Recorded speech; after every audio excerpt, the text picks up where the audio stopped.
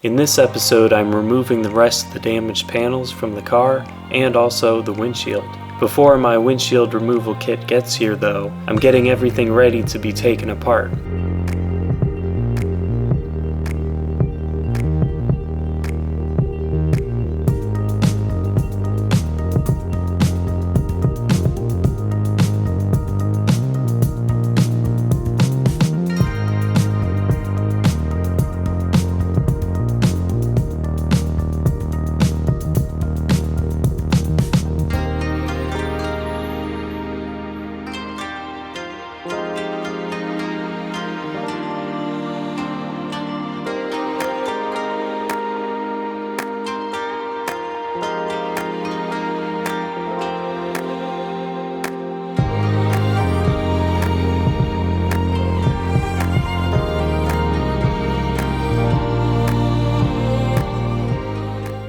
Here's the windshield removal kit I ordered.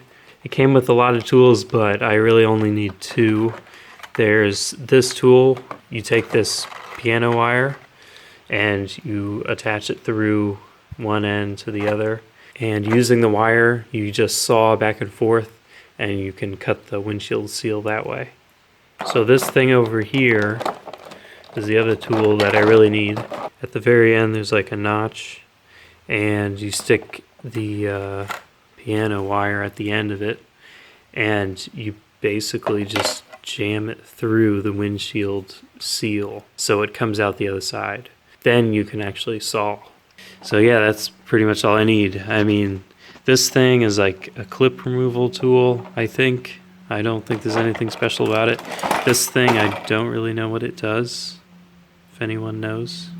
Kind of looks like I could cut or pull something with it, but it's not sharp, so I don't know. This thing is a cold knife. This is kind of an alternative method to using the wire. You just put it underneath the windshield and hold it like this with one hand and with this on the other, and you pull it and the blade will just cut the windshield seal out. So that's all the tools. Let me get to work. I started by removing the windshield molding. It was attached by this really sticky tar, which made it really hard to remove. I ended up stretching the trim out to 3 feet longer than what it was before, so I'll have to order a new one.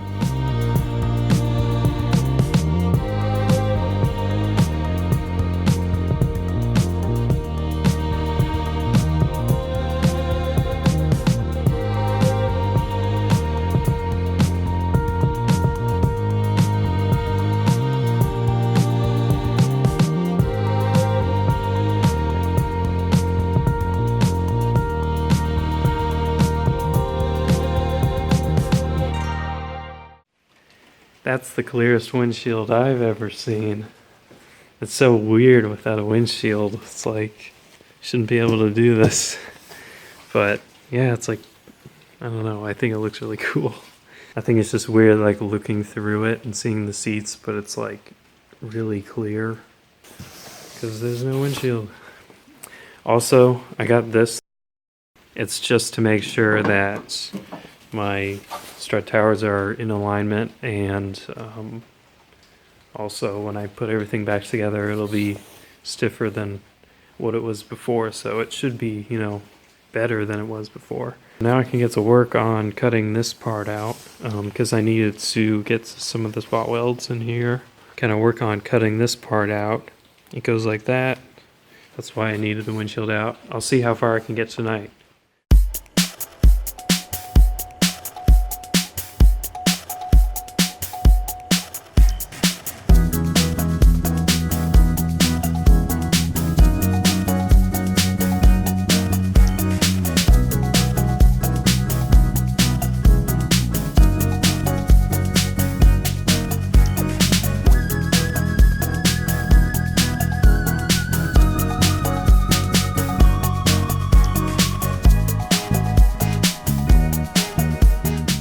So let's take a closer look at this metal. This is the outside, as you can see, and luckily it survived shipping. There's no dents in it. Well, as far as I can tell, it's perfectly fine. So that's cool. This is the inside one. Really strong metal. This is the part that was all crinkled. This piece came with a lot of brackets and hardware, so I don't have to swap it over from the other piece that's on the car. These are the door mounts, and if I flip it over, it actually has the brackets and stuff, so I don't have to swap it over or anything. So when I put this piece in, my door will be perfect, and I won't have to worry about it. It's like a threaded nut that they weld into the metal. There's one there, and then there's two there for the fender. So I don't even have to worry about those. It's already ready to go. So yeah, I'm excited.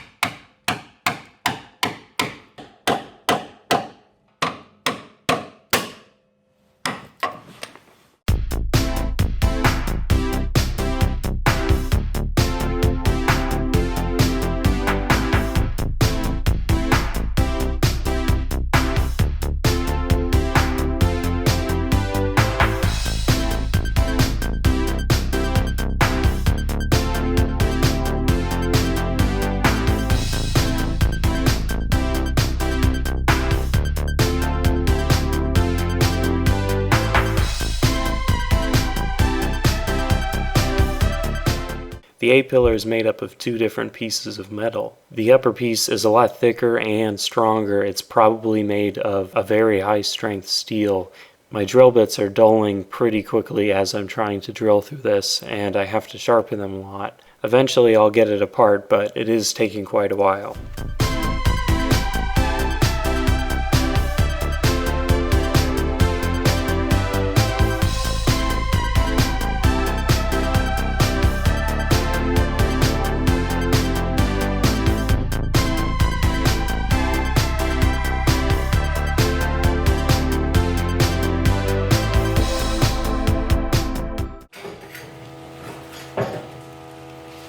Yes. Finally, I got all the damaged metal off the car, and now this is what it looks like. You can see there is still a little bit of damage left, but it's not that bad. This part here needs to be flat, and if you're wondering, this part here is supposed to have an S-curve. And the last thing is at the top here, it's a little bit pushed in, so I'll be fixing this with my Porta-Power.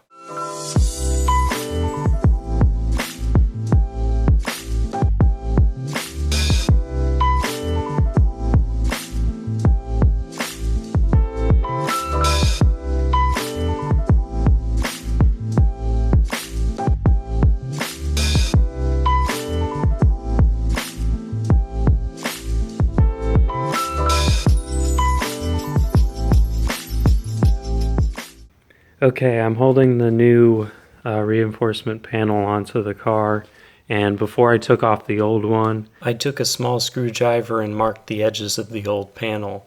So I've lined this one up to those marks. There is a bit of a gap right there. And on the other side, you can see there's a gap. It just goes all the way down. I'll take that clamp, put it on here, and just pull all the way up. So I'll get back to pulling that out.